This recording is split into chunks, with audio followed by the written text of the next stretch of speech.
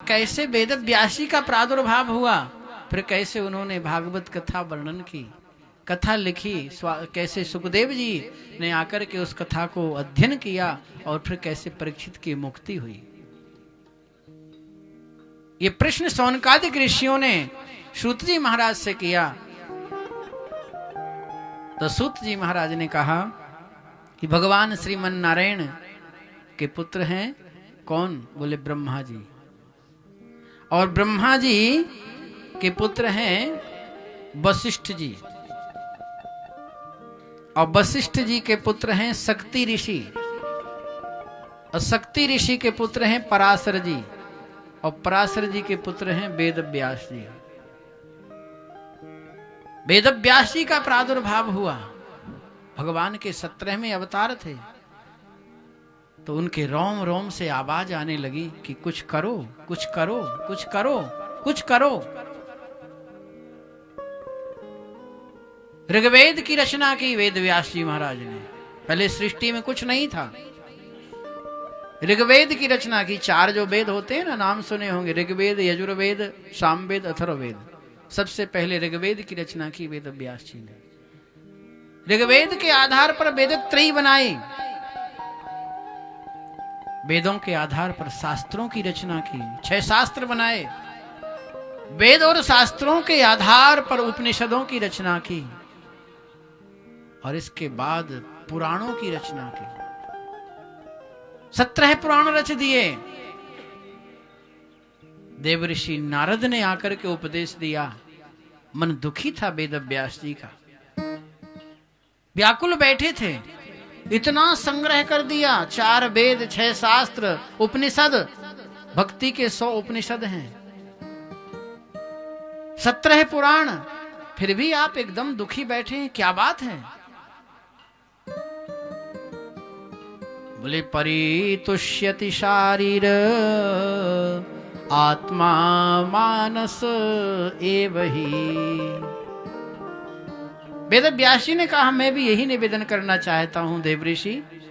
मैंने ये सब इतना साहित्य बनाया, फिर भी मेरा मन कहता है कि तुमने कुछ नहीं लिखा।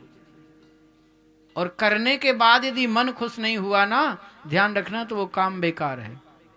आप भोजन बनाते हैं, और भोजन बनाते में ही आपको ऐसा लगा कि नहीं अच्छा नहीं बना, तो समझो कि वो अच्छा बना ही नहीं है। बनाने वाले ने भोजन बनाया, और बनाते बनाते अगर उसके मन ने कह दिया कि हाँ एकदम ठीक बना है, तो बिल्कुल खाने वाले को भी वो ठीक लगेगा। बनाने वाले का मन कह देता है कि अच्छा नहीं है ये, काम करने वाले का मन कह देता है कि अच्छा नहीं है ये। मन एव मनुष्याणाम, मन सब कुछ बता देता है। मैंने बहुत कुछ किया, फिर भी मेरा मन कहता है कि अभी कुछ नहीं किया। नारद जी ने कहा, एकदम ठीक कहता है आपका मन। आपने सब कुछ लिखा, अभी आप वंदना स्तुति में ही लगे रहे, लेकिन वास्तविकता तक आप पहुंचे नहीं हो। इन देवऋषि नारद कह रहे हैं। बोले भवतानुदितं प्रायं यशो भागवतो मलम। आपने भक्तों के चरित्रों का वर्णन नहीं किया। भगवान की कथाएं लिख दी, देवताओं की कथाएं लिख दी, ब्रह्म पुराण, विष्णु पुराण, शिव पुराण, देवी पुराण, गरुड़ पुराण, नारद पुराण, ये सब देवताओं के नाम है ना। इनकी रचना तो कर दी, पर भक्तों के लिए क्या किया आपने? तो बोले मेरी समझ में आया नहीं, व्यास जी ने कहा। तो नारद जी ने कहा, ये 3 उंगलियां लेकर के यहां स्पर्श करा दिया, ये मध्यमा, अनामिका और ये तर्जनी। इसका नाम है तर्जनी, सबसे छोटी वाली। उसके बाद है मध्यमा, अनामिका जो पूजा करती है, और ये सबको संभालती है, इसका नाम है मध्यमा। और ये क्या कराती है? झगड़ा। इसको दबा दिया और तीनों को स्पर्श कराया हृदय से, तो चतुश्लोकी भागवत दे दी। अब इसका वर्णन करोगे तो मन अपने आप कह देगा कि अब कुछ आवश्यकता नहीं है। व्यास जी ने कहा, मैं करूंगा कैसे?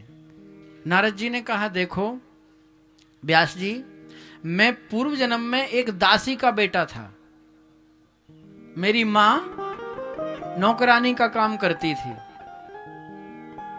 किसी के यहां झाड़ू करना, किसी के यहां पोछा लगाना, बर्तन धोना, एक काम मेरी मां करती थी।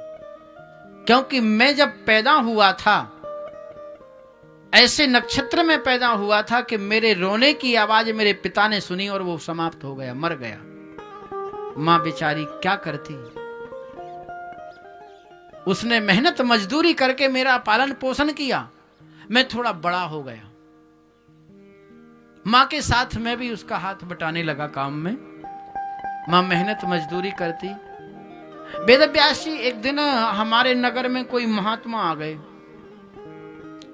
और वो महात्मा, उनका नियम होता है देव उठनी एकादशी पर यदि वो जहां है ना, तो फिर 4 महीने के लिए वहीं रह जाते हैं। देव उठनी, देव सैनी एकादशी होती है आषाढ़ शुक्ल पक्ष में। आषाढ़ का जो शुक्ल पक्ष का महीना आता है ना, उसमें देव सैनी, देवता सैन कर जाते हैं। और फिर देव उठनी एकादशी होती है कार्तिक शुक्ल पक्ष में, दीपावली के बाद। इस बीच के समय को कहते हैं चातुर्मास। तो चातुर्मास करने लगे वो महात्मा, और मेरी माँ इधर उधर जब काम करके फ्री होती तो महात्माओं के पास पहुंच जाती। तो महात्माओं का जो भी छोटा मोटा काम होता वो करके आती, और उनके पत्तल में जो कुछ मिल जाता तो माँ और मैं दोनों उसको पा लेते। बड़ी गरीबी थी हमारी। मैं उन महात्माओं का जूठन पाने लगा, और मैं क्या बताऊं व्यास जी आपको, उसका ऐसा प्रभाव बना कि मेरा मन कहने लगा कि महाराज मुझे साथ में ले चलो। चातुर्मास पूर्ण हो रहा था, देवउठनी एकादशी हो गई, महात्मा हमारे नगर से जाने लगे। मैंने कहा महाराज मुझे क्षमा करो, मुझे साथ में ले चलो। महात्माओं ने कहा ठीक, अपनी माँ से आज्ञा ले आओ, हम साथ ले चलते हैं। माँ के पास गया तो माँ ने कहा बेटा तू ही तो मेरा सहारा है, मैं कैसे तुझे छोड़ दूंगी, तेरे जन्म लेते ही तेरे पिता नहीं रहे थे, मेरा कौन है इस दुनिया में, मैं नहीं छोड़ूंगी तुझे। मैंने कहा माँ मुझे जाने दो। माँ रोने लगी, तो माँ के आंसुओं को मैं नहीं देख पाया, और मैंने उन महात्माओं से जरूर कहा कि अब मुझे कुछ ऐसा उपाय बता दो कि मैं कब आप लोगों के साथ में रहूंगा, कैसे मुझे आपका प्राप्ति होगी, आप मिलेंगे। तो महात्माओं ने मुझे एक मंत्र दे दिया कि इस मंत्र का तुम जप करना। वो मंत्र कौन सा है आप सब जानते हैं, 12 अक्षर मंत्र है, ओम नमो भगवते वासुदेवाय। ये मंत्र दिया, और मैं महाराज उस मंत्र का जप करने लगा। ये कथा सुना रहे हैं नारद जी वेद व्यास जी को।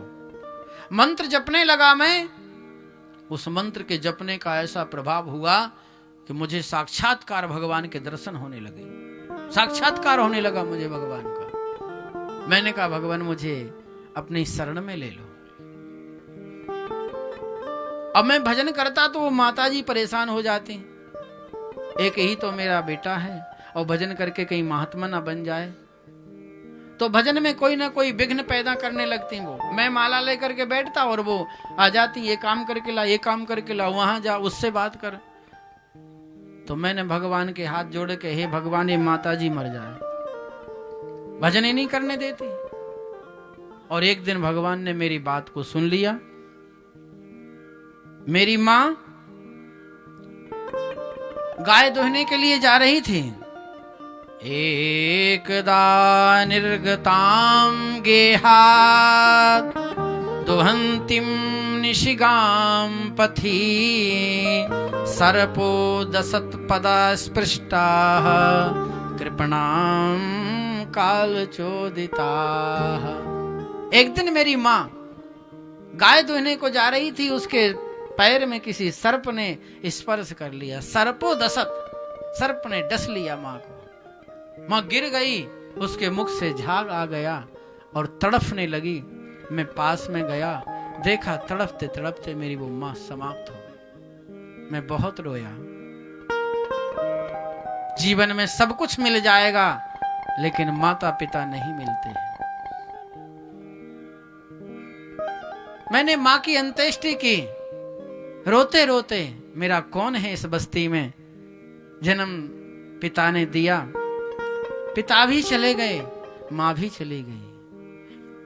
इस बस्ती में हमारे आंसुओं को कौन पोंछेगा, यहाँ जिसको देखो उसका दामन भीगा लगता है। मैं व्याकुल होने लगा, तड़पने लगा, लेकिन धीरे धीरे उस मंत्र के जप को बढ़ाया मैंने। उस मंत्र के जप के प्रभाव से मुझे कुछ संबल मिला, और मंत्र जपते जपते एक दिन वो स्थिति बन गई कि मैं नगर छोड़कर के जंगल में चला गया। वो मंत्र को जपते जपते मुझे पता ही नहीं चला कब उस जंगल में जोर से अग्नि लग गई।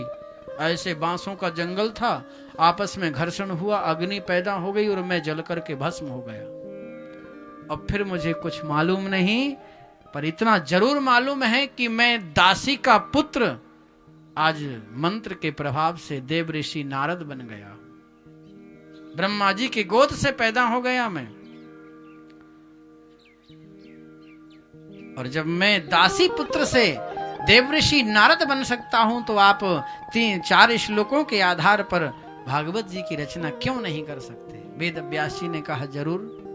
अब थोड़ा विश्वास पक्का हो गया कि मंत्र में शक्ति होती है। ध्यान रखना, जपा सिद्धिर जपा सिद्धिर जपा सिद्धिर न संशय। मंत्र को खूब जपना। कलयुग में कल्प वृक्ष है गुरु का मंत्र। गुरु ने जो मंत्र दे दिया, जो इष्ट आपको मिल गया, जो भगवान मिल गए, जो गुरु मिल गया, उसमें श्रद्धा और विश्वास रख करके उस मंत्र को जपना। उससे आपकी समस्त कामनाएं पूर्ण हो जाएंगी।